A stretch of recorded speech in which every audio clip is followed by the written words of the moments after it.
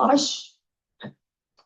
He's from the Better Business Bureau, and he agreed to come and speak to us this month. Unfortunately, he's feeling kind of under the weather, and so that's unfortunate. We hope he feel better soon. But he was kind enough not to bring his germs to us. So, yeah, a round of applause for that. So we'll just turn the time over to Josh, and then he can take some Tylenol and go back to bed. Hi, everyone. Very sorry I couldn't be there today. I really was excited about it. Unfortunately, colds have a way of picking inopportune moments to jump up. But I hope you all are having a wonderful Sunday, and I appreciate you spending some time with me and with this organization. I will get sharing a few of my slides here. Uh, I believe I have about an hour. So I will stick to that time. Uh, my name is Josh Planos. I work for the Better Business Bureau. I serve as their Vice President of Marketing, Communications, and PR. And today we're going to talk about something that unfortunately really impacts just about everyone. As evidence, how many of you were the lucky recipients of a text message from the Department of Motor Vehicles this year? I was too. I think a lot of people in Lincoln and throughout the state sadly received that text message. This one is more specific to me. This is a text message that I received this week. I'm an adjunct teacher at the University of Nebraska-Lincoln in the College of Business. And in the fall, I'm going to start my first semester teaching in that program. So I received this exact text message last week. I am new to this role.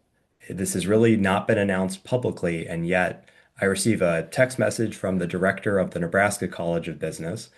Uh, I'm naturally a little bit skeptical, so I reached out to Chris, who confirmed that this was in fact a scam message. So reports like these are common, and I think if I can impress upon all of you today, it would be that a lot of our information is out there. A lot of that information is in the public domain, and that can be good, and it can also be problematic at times. For instance, I recently visited my father in Chicago. That was about 2 weeks ago, and I noticed that when he receives phone calls from numbers that he doesn't know, he was regularly using Apple's automatic replies rather than simply just not answering the call at all. And that was identifying him as someone who was engaging with the message. And that's really the intended goal of the scammer in that scam. So even though he wasn't actually answering the phone call, the Midwestern niceness, the cultural experience he has being a Midwesterner is unfortunately flagging him as someone who is engaging with a scammer. So he would keep getting more of those calls because he was actually engaging with it, even though he was telling the scammer, I can't talk to you right now. So we're going to talk a lot today about the importance of not engaging with the scammer at all, even if that sounds really um, a little closed off and maybe not what we're inclined to do traditionally as Midwesterners. Importantly, though, what we talk about today really isn't going to matter all that much if it's never acted upon. So there's a model that's called the forgetting curve, and that suggests that we lose three-fourths of what we learned if we don't act upon it within the first 6 days. So my challenge to each of you is to put something into practice ideally as soon as possible. It could be not answering the phone for a scammer. It could be reporting a scam when you experience one. It could be anything.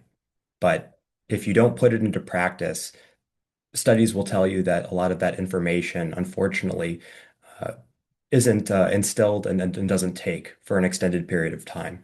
So I'm going to provide some strategies a little bit later, but please put something into action after today's call because the clock is actually ticking.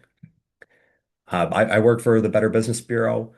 We've gone through a number of evolutions over time. We've been around since 1912, and we have proudly served the city of Lincoln since the mid 1930s. As evidence, this is an ad from the Lincoln Journal-Star from, I believe, the mid 1950s, declaring Lincoln as the city that crooks bypass. And the population back then was 130,000, which is less than half of what it is today.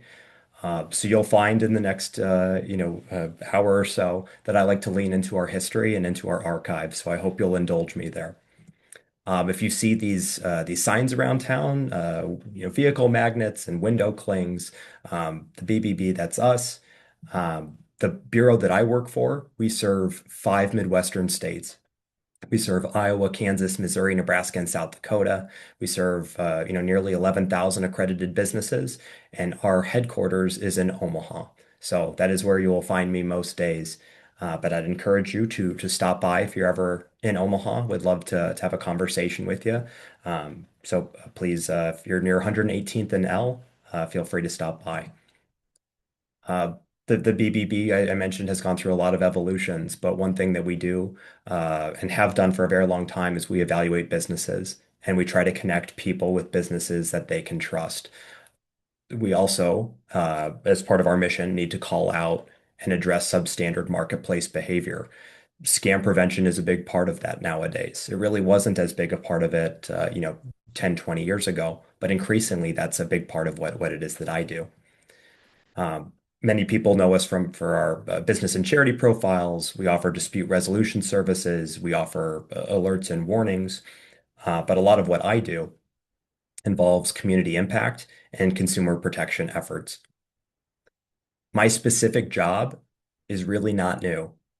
In 1964, Governor Norbert Tiemann created the Consumer Relations Association of Nebraska, which asked agencies around the state to band together to fight fraud. So I have him to thank for the majority of my role, and I think he would be very surprised at what scam prevention looks like all of these years later.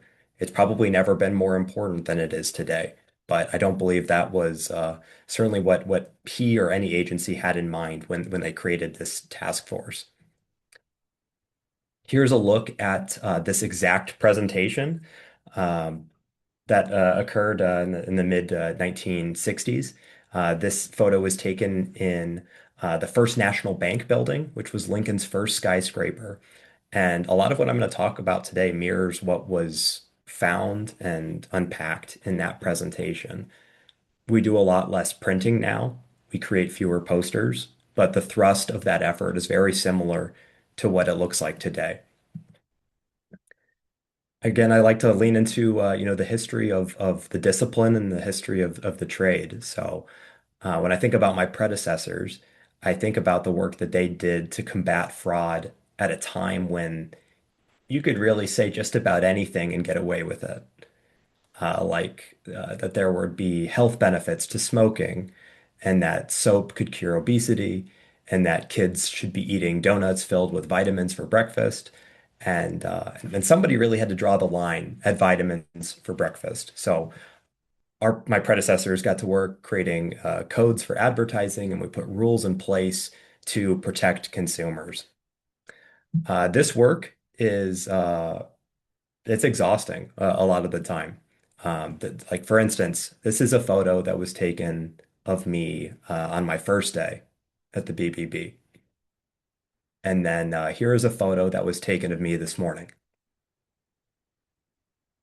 So you can see, the work has aged me a bit, and time certainly flies. But I'm very grateful to have my role and to be able to connect with organizations. So I thank Carla for inviting us here today to present and for allowing us to band together organization to organization to advance consumer protection matters. All of those years ago, consumer protection really looked like this back when, a pamphlet could change the world and when that was what was needed to protect all of us. And nowadays, you need a lot more than that. And this is just a snapshot of what me and my colleagues are trying to bring to the table.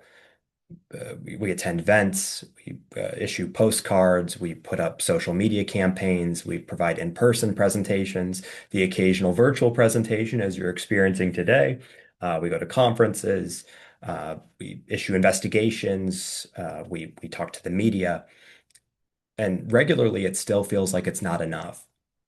But my favorite days at the BBB are days like today. Ideally, I'd be there in person with you. But when I can speak to human beings to provide actionable items that they can do to advance consumer protection matters, those days are the most fulfilling to me. And that's truly the single greatest opportunity that we have to move the needle on a conversation that needs to move. Here is a look at 4 websites that we took down this year with our investigative work. I mean, they look pretty good to me. I mean, they've got an intake form on them. Many of them involve heavy machinery. Some involve car sales, but these look like pretty sophisticated websites, at least in my opinion. I want to zero in on one of these websites in particular.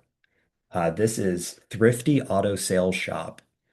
So this is was allegedly an Omaha-based car sales organization, and they claim to be based at 5404 Abbott Drive in Omaha. So let's look up 5404 Abbott Drive on Google Maps. I know it's very small on your screens, but the image shows that it's right next to Epley Airfield. Now, why would a scammer want to pretend to be there? Well, there is a company there that shares a space with Hertz called Thrifty Auto Sales. So not Thrifty Auto Sales Shop, but Thrifty Auto Sales. And Thrifty Auto Sales is a real business, and they rent cars at that location, though they don't sell them. They also don't have a website. So scammers nowadays are smart enough to identify an opportunity, and all they need to do is enough to get the benefit of the doubt. Right? If you feel like, sales is just one word different from this thrifty auto sales shop, it's in the same location, it's got a little bit of a track record. Many people would sign up for the discounted offerings that they presented on their website. So the scammers get to work. They create a realistic website providing helpful information on how their delivery and their inspection processes work.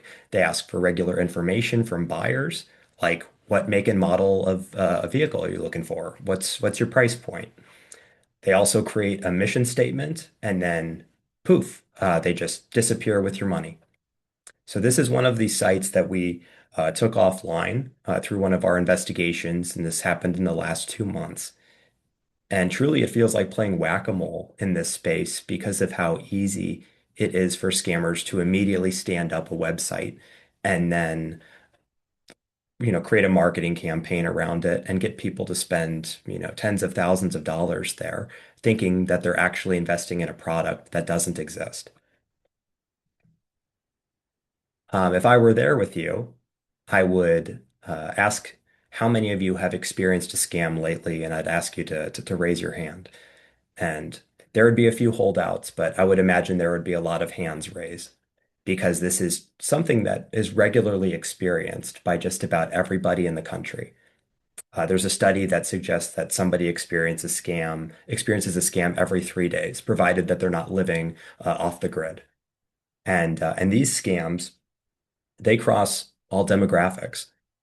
We get reports from 18-year-olds and 80-year-olds, from people who live in million-dollar homes and people who live in Section 8 housing.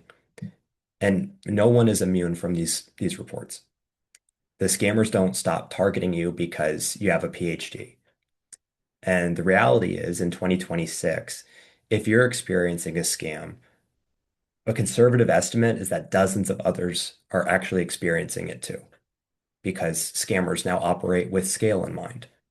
So the person who stumbled upon Thrifty Auto Sales Shop, that person is one of many. And if no one ever speaks up, then unfortunately, a lot of people end up losing a lot of money. So, in my opinion, having a point of contact and open lines of communication with somebody that you trust is one of the most critical lines of defense in this space. Scammers will specifically request that you don't lean on your support system when they target you, which is why so many folks indicate that they felt isolated and they felt alone going through that experience. Uh, please continue to lean on each other. It's really important when there is something that involves finances or safety that you get at least one other person involved. It is so important in this space to lean on literally anybody else because a lot of folks end up going through the rote process that they're provided by the scammer and ultimately end up making decisions that they otherwise wouldn't if they had just leaned on a friend. Perhaps the most frustrating thing that I occasionally hear in this space is that some people feel like they need to qualify to report their experience. When we watch the news and we hear about somebody who lost $5,000, uh, people regularly internalize that to feel like if I didn't lose $5,000, then my story isn't reportable. And that really couldn't be further from the truth. I also hear from people who feel like they don't know where to report their experience. Um, and so we're going to get to that.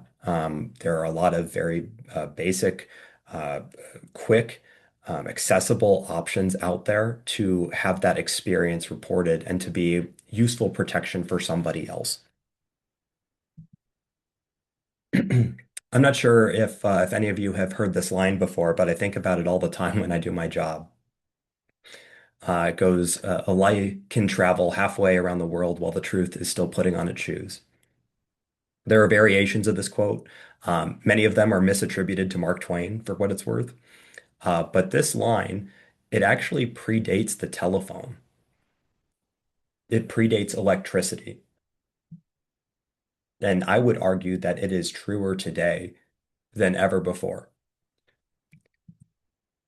Fraud, and typically the lies that perpetuate fraud, affect all of us. This is a photo that was taken at Iowa Western Community College this year. So some of these students were looking to apply for jobs for the first time and just assumed that if they saw that job on LinkedIn or on ZipRecruiter, that that job must be real. And some of those jobs are real, but some of those jobs aren't. And it is a gamble when you pass along that information to someone you've never met before. Back in my day, you used to have to physically fill out a job application and hand it to a human being. And now you can apply for dozens of jobs in, 10 minutes from, the comfort of your own couch. So the space is different. So fraud, affects, this guy who's navigating, personal life. Maybe he's a first-time homeowner. Fraud affects, someone like him. Fraud affects, these seniors in Carter Lake. Fraud really affects everybody. Importantly, I think it's useful for us to know how big of a problem we're up against. I think it's instructive to at least set the table with that. So the FTC reported last month that nearly $16 billion was lost to scams and fraud in 2025. And that is the single largest amount of money ever lost in a given year. I have been with the BBB for roughly 5 years, and I have said that line every single year. This is the single largest amount of money ever lost in a given year. I'd really like to break that streak.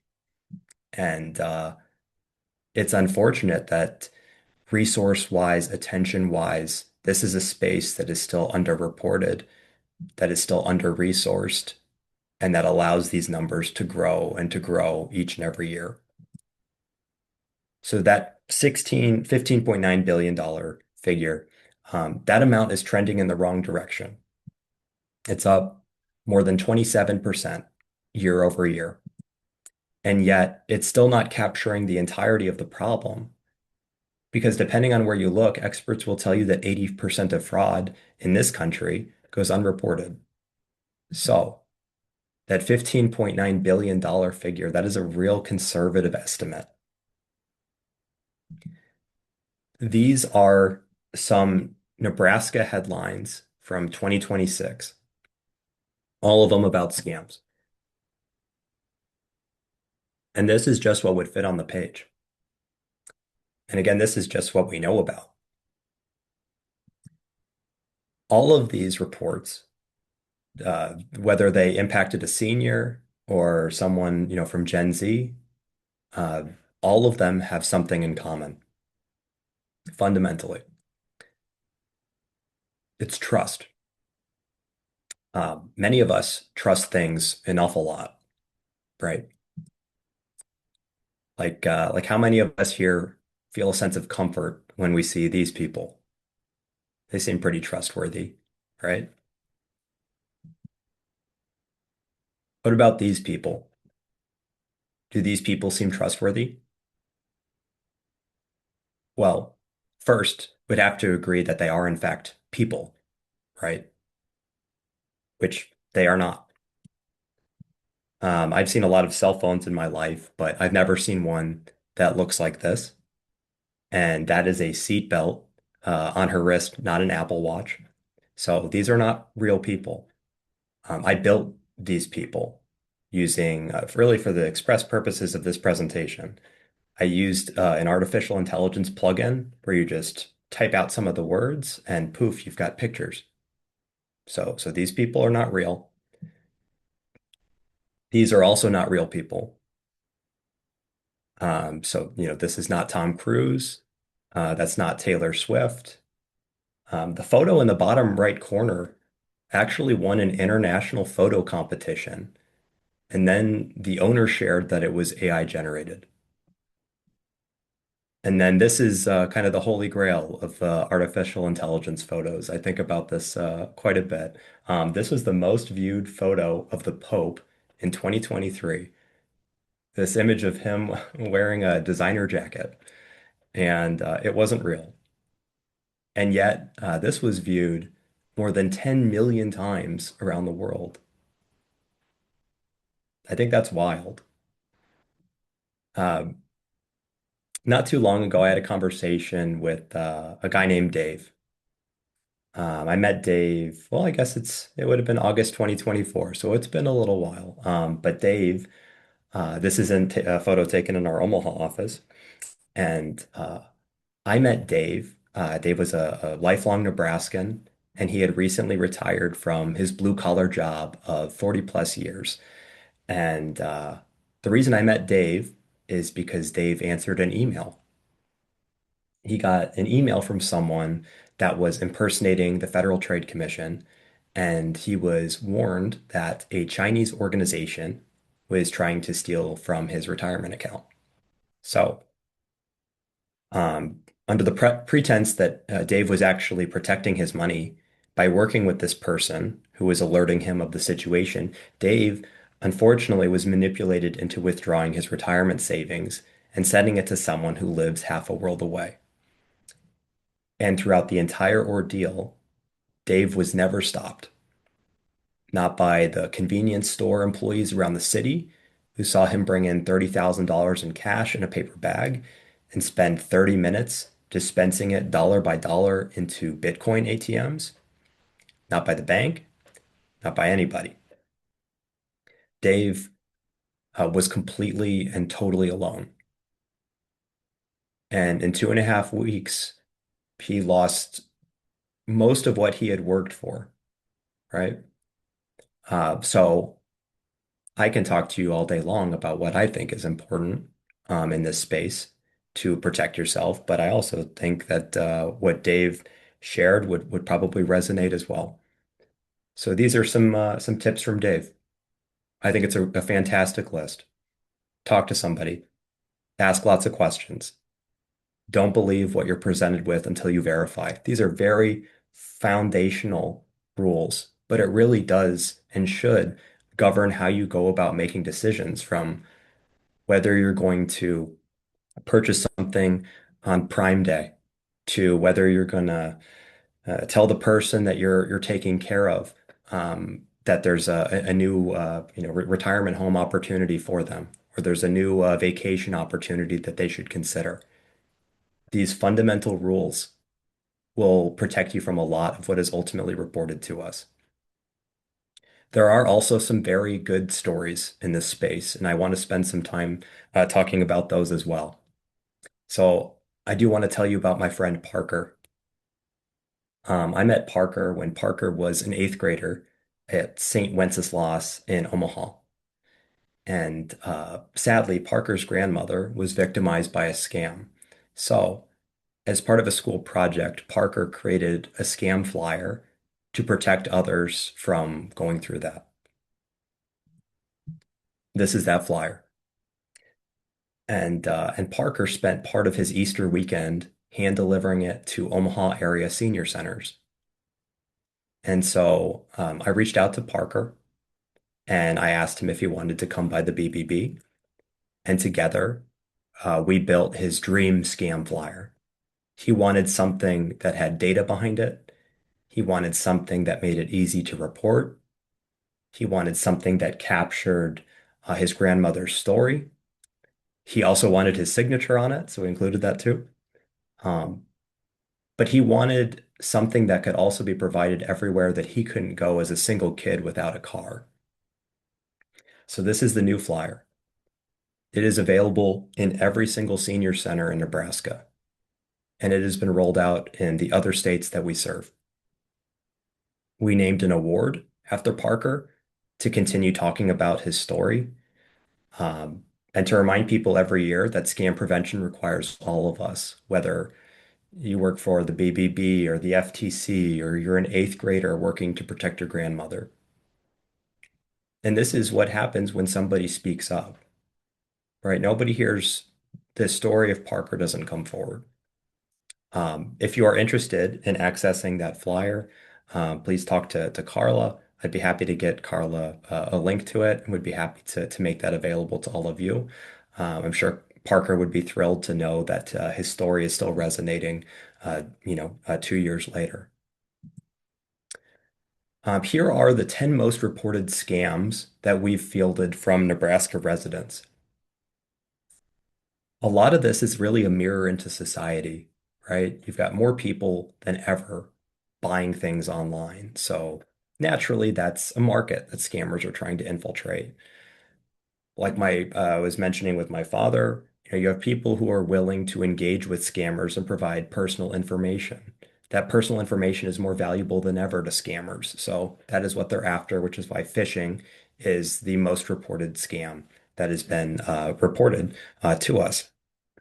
You've got a lot of people looking for hybrid or remote work arrangements. So that's a lucrative industry for scammers too. And I think that it's important to know that scammers watch the news, right? They know what's popular, they know what's going to tug at the heartstrings, and they know what opportunities are most lucrative, which is why they try to wedge their way into that market as quickly as they can. In 2018, I was working for KETV. That is a news station in Omaha. It's the ABC affiliate there. And part of my job there was to tell stories about people who experience scams.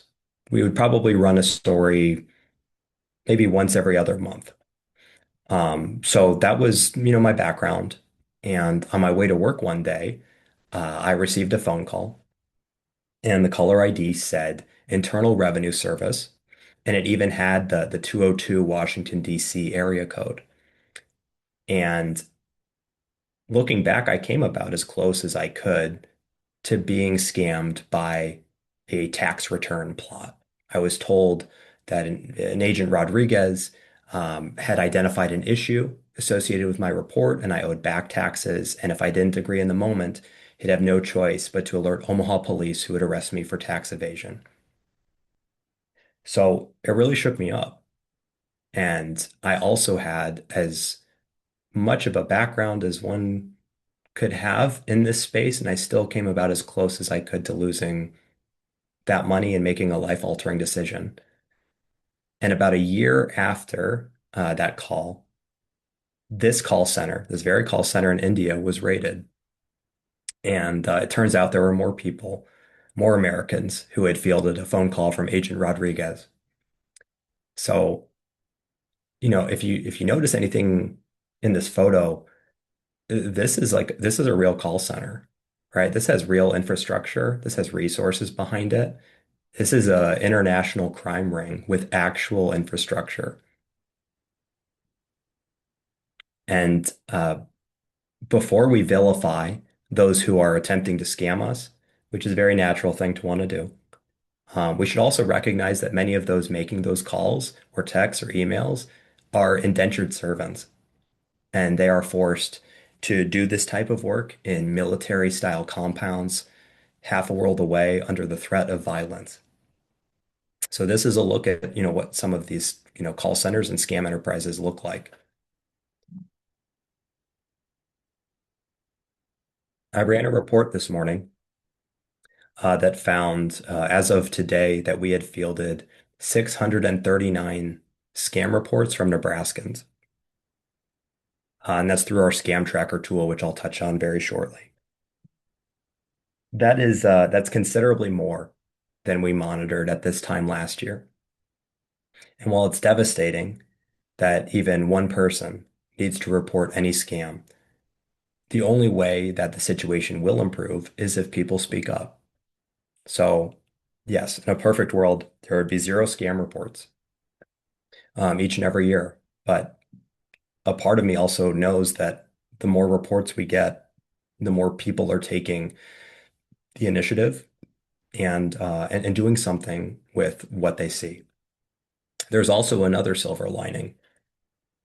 Um, so far this year, we've received 363 reports that don't involve any amount of money lost, meaning that that person was savvy enough to sidestep the situation before it got out of hand and they lost that money. And that figure is also up year over year. Scams don't just impact heavy manufacturing and auto sales, right? These are some other scam websites that we took offline in the last 2 years. You've got fake notifications for package delivery, fake health and beauty wholesalers. Uh, we've got fake puppy breeders, right? People have been scammed over puppies for. We've got an ad from the 1950s that I'll show you very soon. So a lot of these scams have really been around for a long time, and unfortunately, there's a cost associated with convenience, and we're all wrestling with that in real time because we have the ability to, have things shipped to our front door in a matter of days, and it just seems like we're always buying from a new business every day. There is some consequence associated with that. This week was Prime Day, so on the top is a screenshot of a fake Amazon company that we took offline, and on the bottom is actually Amazon. So they're mirroring the branding, the colors, even the layout of the page. It's pretty convincing. And scammers are also, and I know that I mentioned that there are a lot of new businesses that are popping up, many of which aren't reputable or aren't actual businesses at all. Amazon is the most impersonated website in the world, and the reason for that is kind of obvious. It's because more than 300 million people used it last year, and it's got $1 trillion market cap.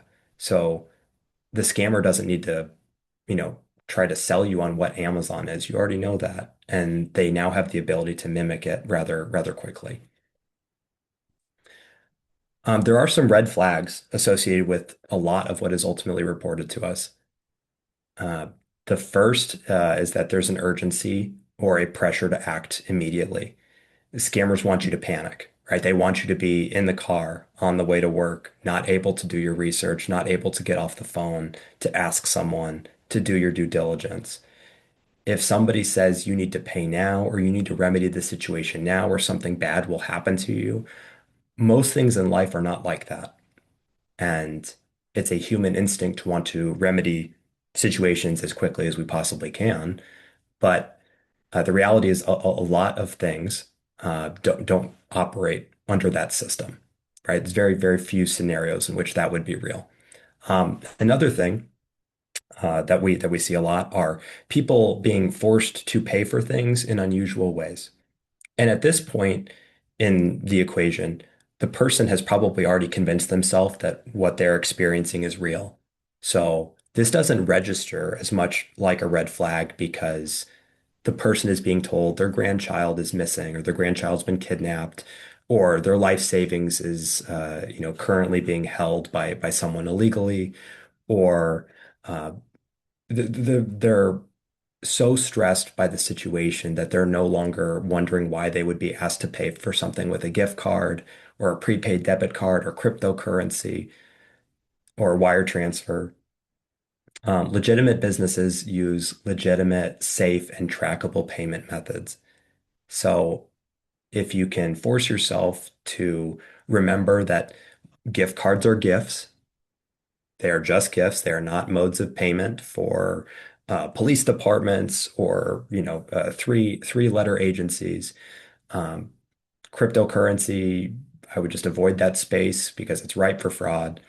Um, you'll be a lot better off. I regularly feel like we are like actively shilling for credit cards, but we do because credit cards have built-in fraud protection that make it a lot more likely that you will actually see that money again if you send it in the context of a scam. So if you can lean on plastic, specifically a credit card, that will just be a safety net that will be incredibly useful to have in your back pocket. People have been talking about things that have been too good to be true for generations, right? And if that offer sounds amazing, I know it's very enticing for us to feel like we've got the golden ticket and we stumbled upon that price that no one else has access to. But that's usually bait. It's usually if it's 75% off the market valuation of that product or that service, there's probably a reason for that. And then, anytime somebody is asking you to isolate, to be secretive, to not verify the situation, there's typically a reason for that, and it's not in your best interest to follow along with that kind of a process. I mentioned that a lot of what is reported to us really does mirror things that happened, many, many years ago. If I find comfort in anything about scam prevention, it's that a lot of what is reported isn't exactly new. So, on the left side of the screen is a clip from the 1960s, and it's a letter to the paper about a potentially lucrative work from home opportunity. And what it actually is it's a reshipping scam where someone is paid to unbox and rebox goods and send them along. And that is almost exactly like what we investigated in 2024. People received fake invoices and directory services more than 60 years ago, just like they do today. I mentioned that people have been paying for the idea of a puppy long before the internet, long before Instagram, even though that puppy didn't exist. And that's just like what people are doing all the time today. Many of us, right, have wanted to receive that golden ticket, the best deal, the best discount. That's been something people have desired for generations. So, yes, there are new technologies available, but the tactics and the motivations used by scammers mirror what was used a half century ago. And I think it's natural for us to want to find a silver bullet solution to this problem, but we really haven't gotten our arms around the foundational issues at hand. This is one of my favorite ads that the BBB ever ran. If in doubt, find out. I think you could apply that to most of the scam reports that we have, and the person would have had a better outcome had they followed that. Again, this is a half century old, still relevant today. For those of you, though, who would rather have an acronym to lean on, I'm a fan of acronyms. We've got one that is incredibly simple and super important to lean on in times of duress. It's literally the word stop.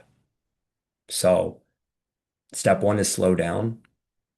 A hallmark of scams since the beginning of time was the creation of unnecessary urgency.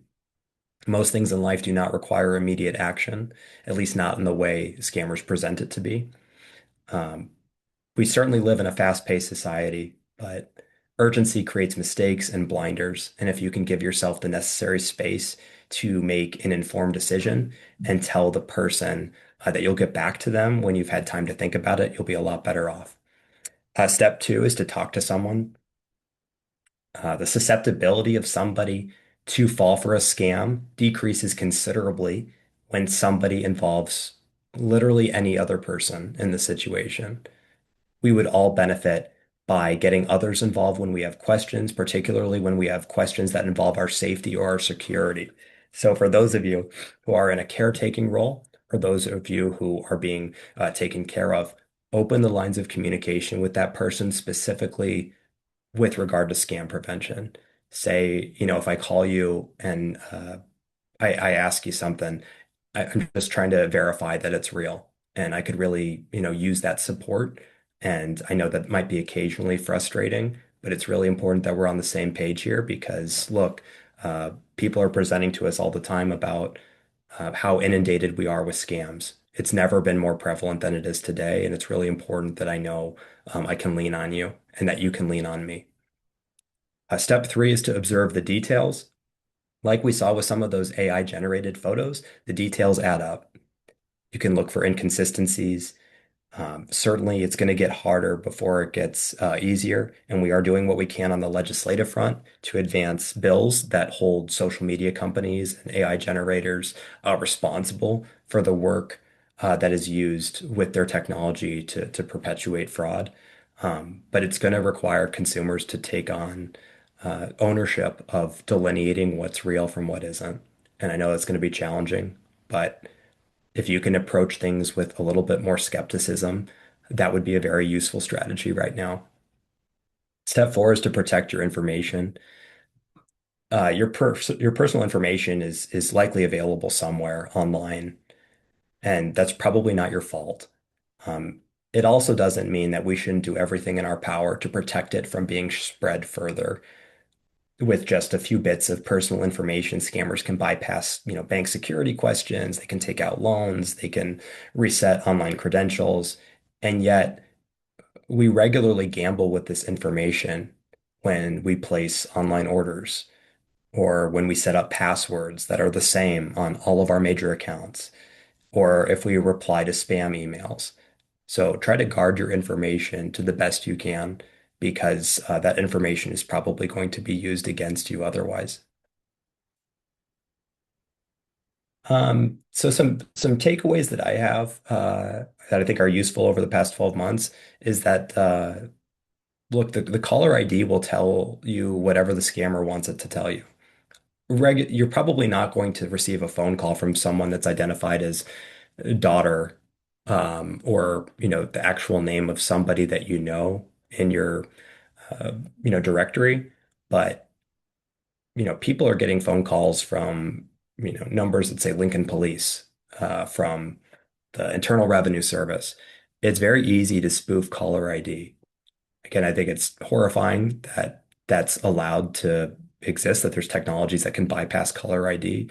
And certainly some, will say spam likely, but I would not lean on caller ID and I would force anyone calling me, unless I have their number saved in my phone, to leave me a voicemail. I know that sounds really antisocial, but if it's an important message, they're probably going to leave me a voicemail and I'll be able to call them back on my terms. But I stand to lose too much to willingly engage with that kind of activity by just answering the call. So I'd encourage you to lean on that. Um, we Sweepstakes scams have been around for, decades, right? If you won a sweepstake or a lottery, first you had to enroll in it. You had to actually play that sweepstake or that lottery, and you would also not be asked to pay taxes on the front end. So keep that in mind. Remember, your bank is not going to ask for your PIN or your password over the phone or via text message. Um, and then 90% of the scams that are reported to us began with unsolicited communication. So the conversation was thrust on the person. They did not engage with it, but the conversation was brought to their front door.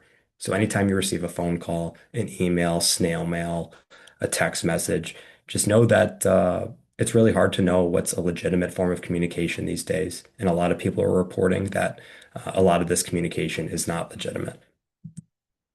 So, I do want to quickly run through, a way to report your experience. Um, the most important thing you can do is report when you experience something. We do this all the time with violent crime, and we need to do the same exact thing with scam prevention. It's the only way for agencies to know that it is happening. We have an intake form. It's called Scam Tracker. The URL is bbb.org/scam tracker. It is available on every single page of our website. And this tool was started in 2014 to combat scams since we recognized that there was not a place for people to report scams that didn't involve a financial loss. Scam Tracker takes less than 3 minutes to complete. I don't know if any of you still play Wordle, but I do every day, and I can tell you that takes me longer than 3 minutes. So uh, look, if you struggle with the computer, if you call us, we'll fill out the report for you. But it takes less than 3 minutes to do this.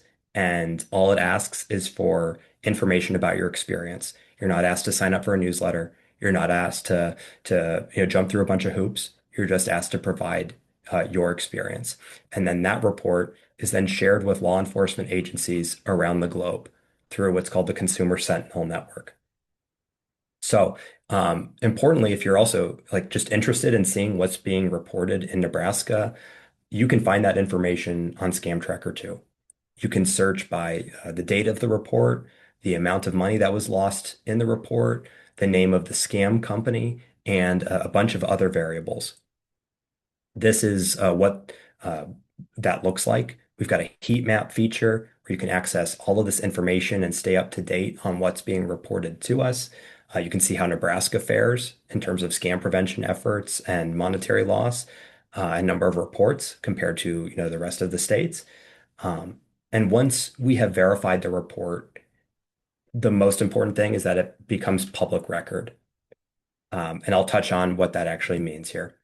So this is, and again, I know this is going to be small font, but I'll explain what's on this slide. Here's what the report looks like when it's public. If you notice, the person who reported the scam is nowhere on the page. It is very common when I give these presentations to hear from people who want to stay anonymous. They don't want to be connected to that experience for the remainder of time. They don't want to be identified as a scam victim. That is totally fine. In no way are you identified, right? You are completely anonymized. You'll never be connected publicly with your report. But all of the information that you include, like the narrative of what you experienced, the phone number that called you, the email address that communicated with you, the URL of the website, information on the scammer, all of that becomes public record. Why might that be important? So on this report, the scam involves a business name called Bass Farm Equipment, and that's a company based in South Dakota. Increasingly, people of all ages are turning to chatbots for answers to questions big and small. And these chatbots are trained on publicly available information. So here's an example of a question that somebody might ask ChatGPT if they received a message from Bass Farm Equipment. And the prompt was, I'm considering buying some equipment from a company called Bass Farm Equipment. Should I be worried about this transaction? And ChatGPT tells this user to tread carefully and outlines an investigation that we released on that very company. Some people are still sticking with Google searches for answers to their questions. I ask Google occasionally questions that I have. So if somebody searches Bass Farm Equipment, the first six or so search results indicate that this is a scam company. What's somebody going to do if they, look up this information and they see that this has been identified as a scam previously? They're probably going to walk away, right? But none of that happens if people don't report their experience. So all of us play a role in preventing scams by speaking up when we do see something. Another thing that's included in Scam Trackers, we've got a scam survival toolkit, which we built with law enforcement officials mental health practitioners, and bankers, and it provides actionable next steps on what to do based on the scam you experienced. So it might tell you to freeze your credit report and how to do that. It might connect you with psychological support. It might connect you to your bank. It's a tool that was developed alongside agencies who were sick of people reporting their experience and the user being told to have a nice day, right? That's not exactly getting that person back up on their feet after they experience something. So I'd encourage you to check that out. This is integrated into Scam Tracker, so you don't need to remember a different URL. It's baked into the tool, and it's a very useful way to get something actionable out of the experience. As we wrap up, I do want to leave you with this final thought and aspiration. If your scam prevention actions today could ripple outward, it would protect your loved ones, it would protect your neighbors, it would protect complete strangers, but it would be actually a protective measure. And I think collectively we can build a safer place, right? I don't think it's appropriate that we wake up every day thinking, is this going to be the day that I get scammed, or is this going to be the day that I'm going to be, inundated with things that are not real? Um, at least in the interim, until the legislative side can get up to speed, what we have to lean on is staying informed, speaking up, and supporting trust. There are a lot of businesses that earn trust. I'd encourage you to check them out on bbb.org. There are Scammers are not going to make it easy on us. So it really is important that the consumer takes it on their shoulders to verify information. When in doubt, find out. That adage. So thank you. Again, I don't know if I've got a little bit of time to answer questions. I'm not sure how this program typically wraps up. I'd love if you'd be willing to leave us a review. Again, I'm very sorry that I couldn't be there in person. I'd like to be able to connect with each of you. Um, but I do appreciate the space and the time to have this conversation. And it's frankly a conversation that needs to be had more because it's impacting all of us. So with that, I guess I'll wait to hear from Gunter or the team. And again, thank you so much for the time today. I hope you all have a good Sunday. Does anyone have a question before Josh leaves and rests? Josh, we really appreciate. Uh-oh, I think I got you muted now. Sorry.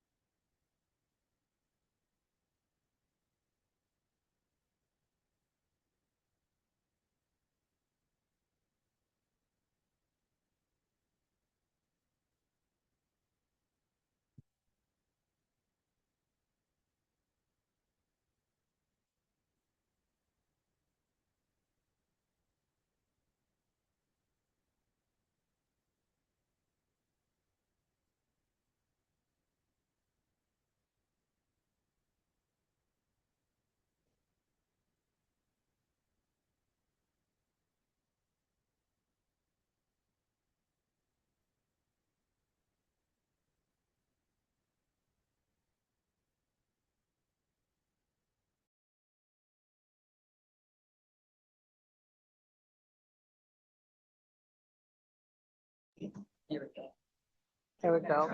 Now try it. Okay, Josh, can you hear us now? All right. There was a question or concern. I remember said that they get calls 3 or 4 times a day, maybe from Medicare or what else was the other one? Social Security. And he was wondering about those and how many of us receive those and what we can do about that. So A little bit earlier, I mentioned the importance of letting things go to voicemail. You could see why a scammer could see that as a very useful piece of bait to identify somebody, right? Medicare related scams, Social Security related scams are useful entry points for scammers to gain access to all sorts of bank account information, really any information that the user has. I would encourage you to, again, let that call go to voicemail. The chances that you need to make a decision in that moment for that request are very, very low, right? And so, if you can control how that conversation occurs, typically by keying in the number yourself, by looking up, whether it be your Social Security rep, your Medicare rep, you're going to be a lot safer than just assuming that the caller ID is telling you something that is real. So again, a lot of what I say ultimately boils down to make them leave you a message and then initiate the conversation on your own terms.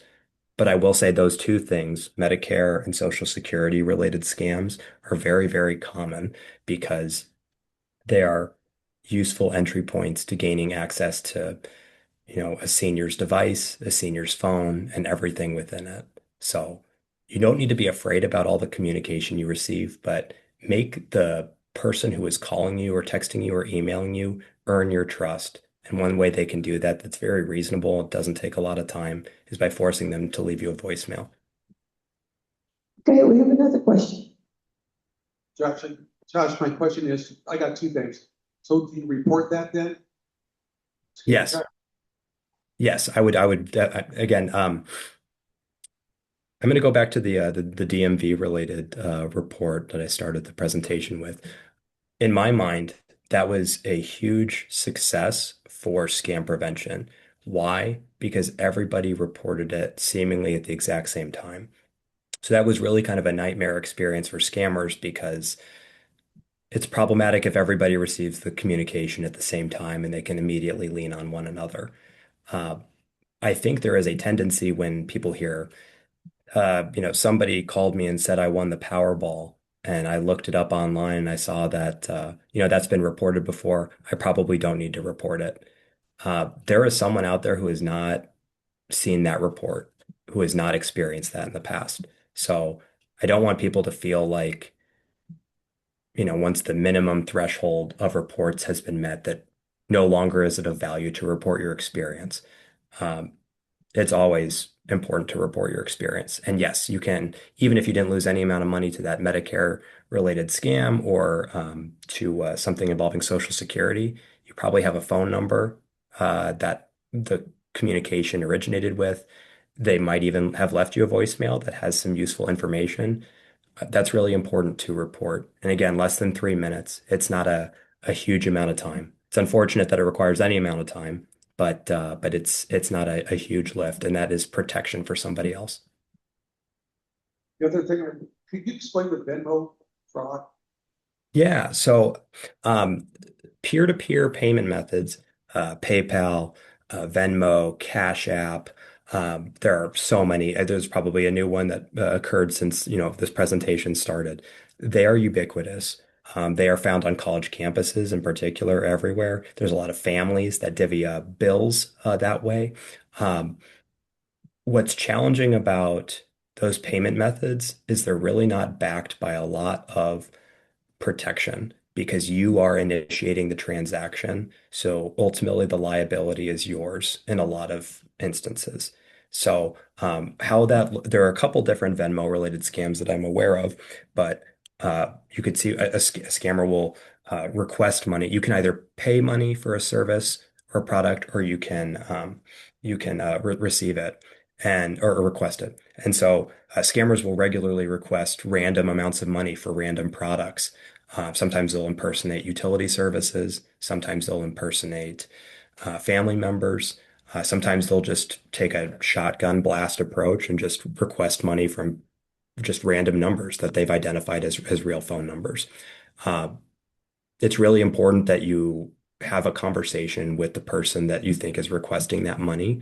I can promise you they want to know that they're being impersonated just as much as you want to avoid falling for an impersonation scam. But um, it's very easy for scammers to create fake profiles these days on social media sites. And Venmo essentially is a social media site. There's like a public record of the transactions. You can add profile pictures. So, we've heard of people pretending to be family members. We've heard of people pretending to be utility services. We've heard of people just requesting money for any number of things. But the reason the scammer is asking for payment with that method is because it comes with very few protections. One of the things that I've heard with Venmo is that a person will put money in your account and say, oh, I mailed it I put it to the wrong account, can you send it back?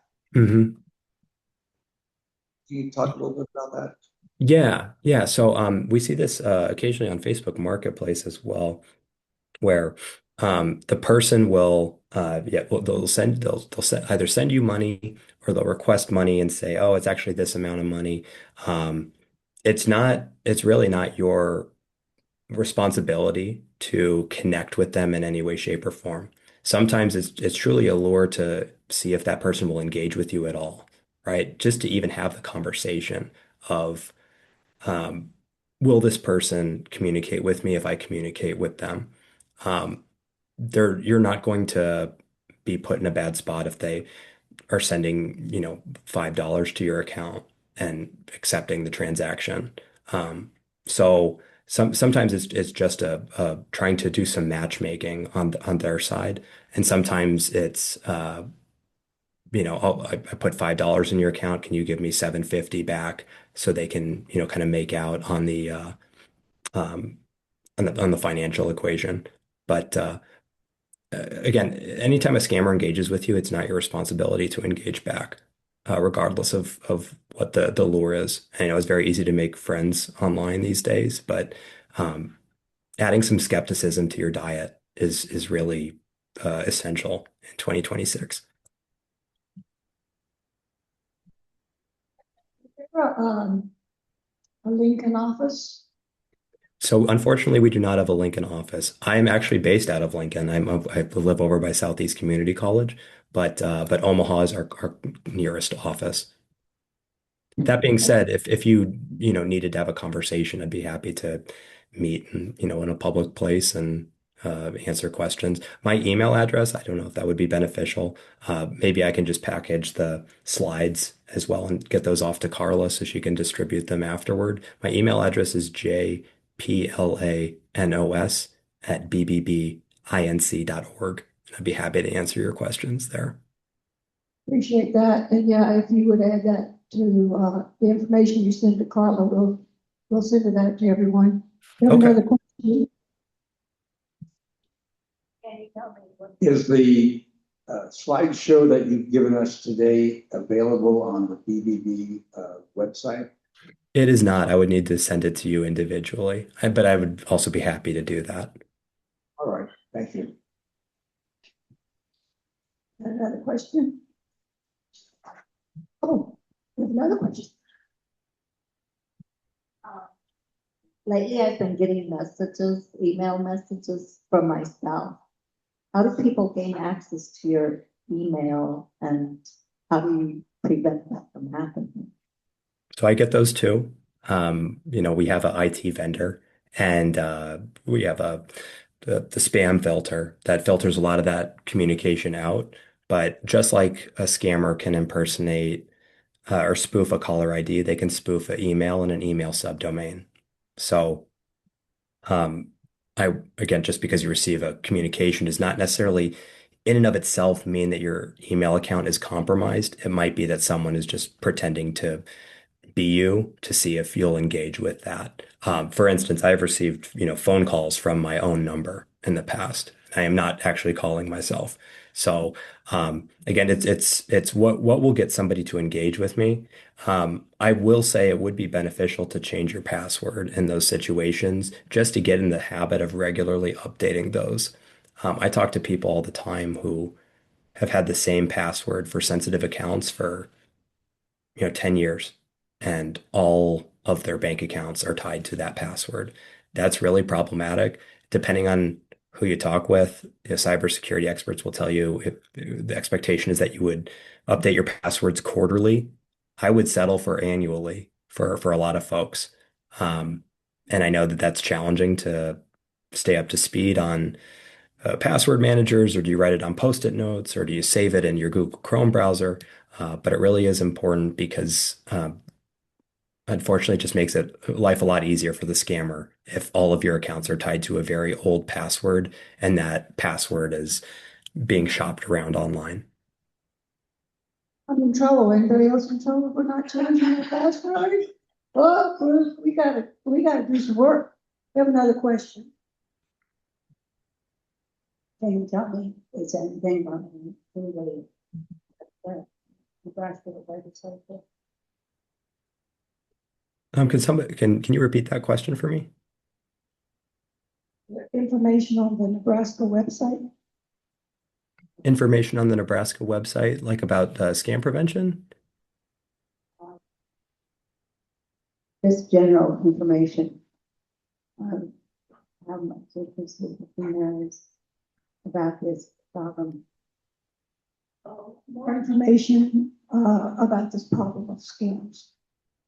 You're looking for more information about scams? Is that right, Judy? Like that.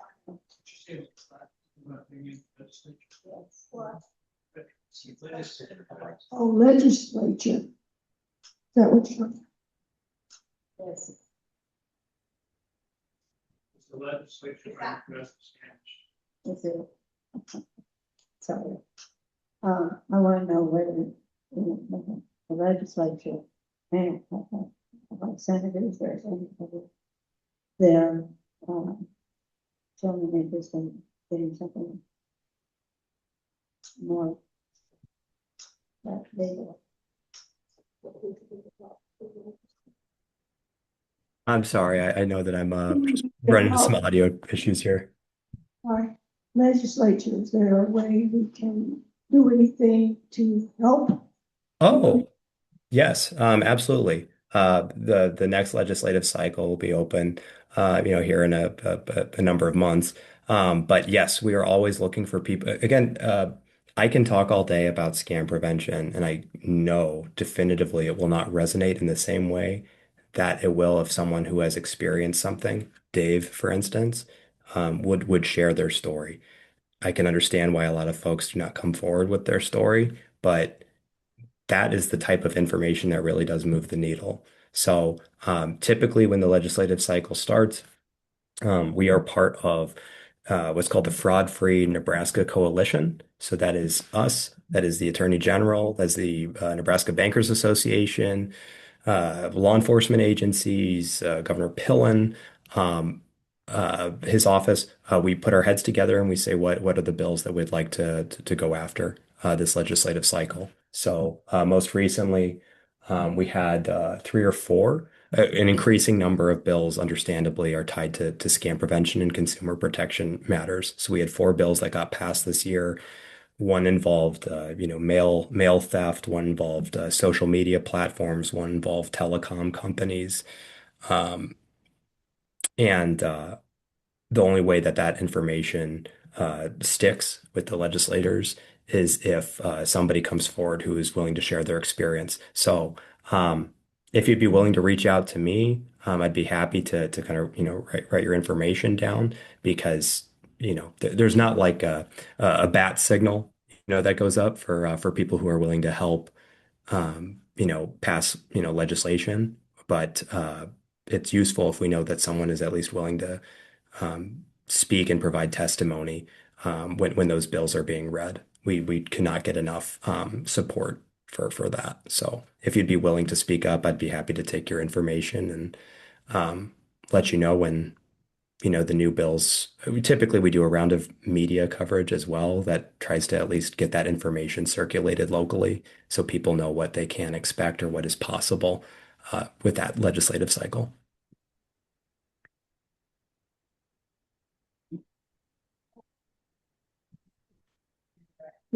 Hand high, yes.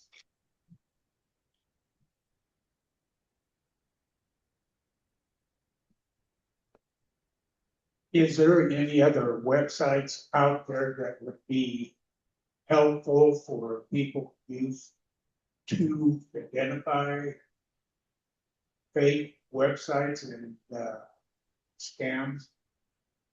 Yes, I am partial to reporting forms that bring information into the light.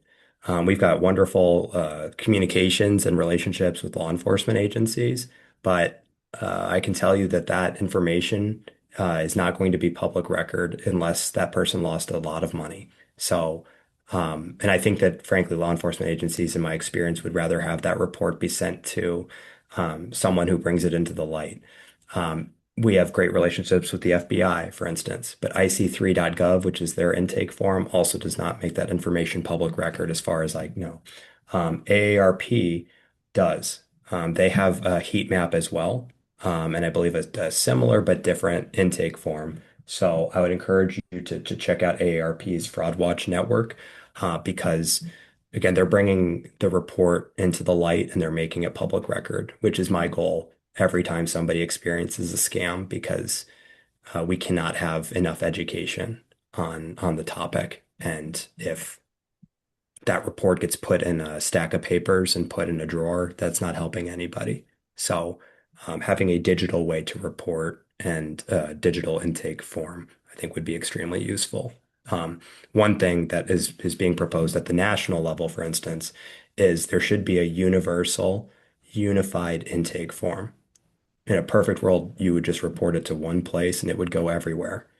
Um, we do that for a lot of different things, but we do not currently have something for scam prevention in that way. So I'd lean on Scam Tracker and I'd lean on the AARP Fraud Watch Network because those are ways that you can search for more information and also see publicly available information. I was talking more about like the app that you could purchase, like Cloaked, that that would identify a possible scam call or whatever. Are they really helpful? That it could cost you hundreds of dollars a year to get those kind of apps. Yeah, I would say if there is a specific business tied to it, I would look them up on the Better Business Bureau. I mean, that's why we exist, is to have information on site on companies real and fake. And so um, the scammer is never going to tell you directly, right, that they're not a reputable business. That's usually our job. So I'd encourage you to, it could even just be a Google search of Bass Farm Equipment, BBB, and that will bring up their business listing, and you'll see immediately that they are not a company that has a track record of that anybody would sign up for. So, yeah, I would encourage you to just lean on, Scam Tracker and the Fraud Watch Network. But unfortunately, there's not like a URL, a site that you can say, copy paste the URL and they'll tell you this is not a real site.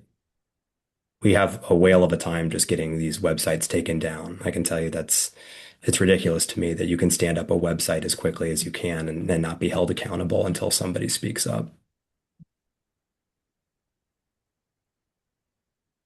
Works better when it's on.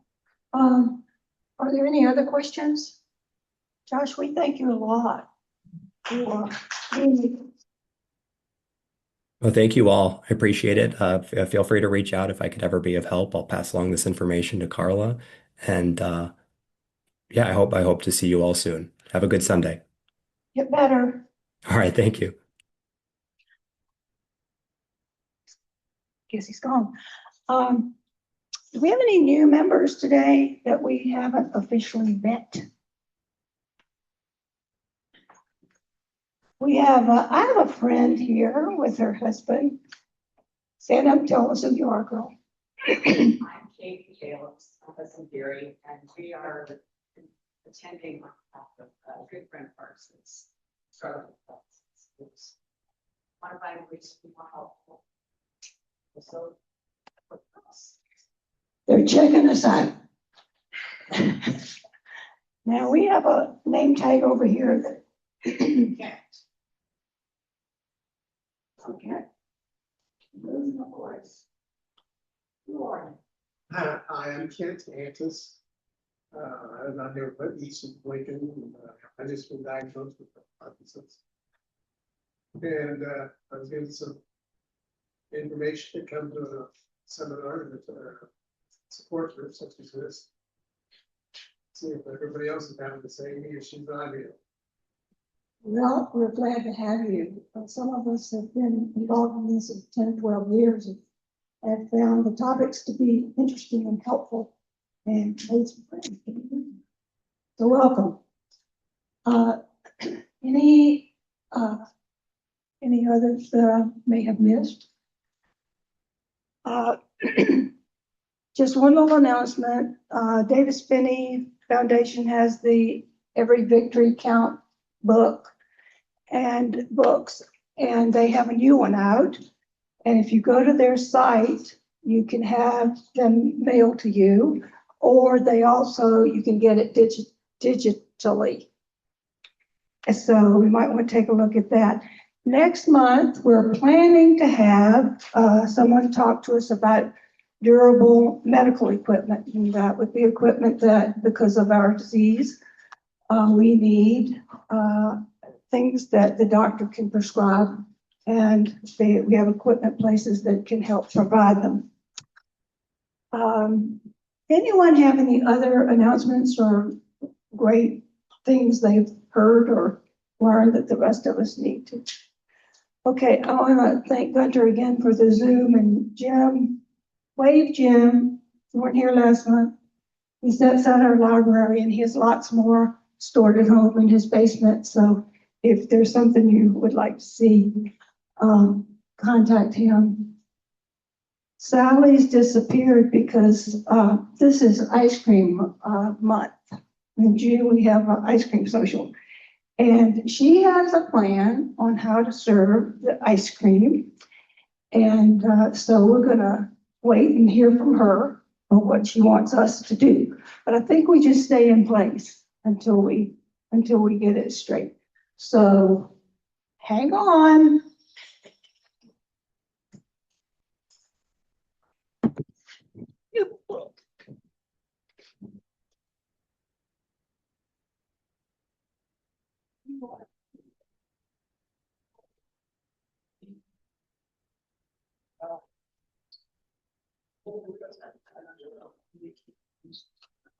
Yeah. Okay, the thing, she says, she's gonna come by and hand them out. I'm gonna follow her in case you would like a plate or not. Are they all the same? They're all the same.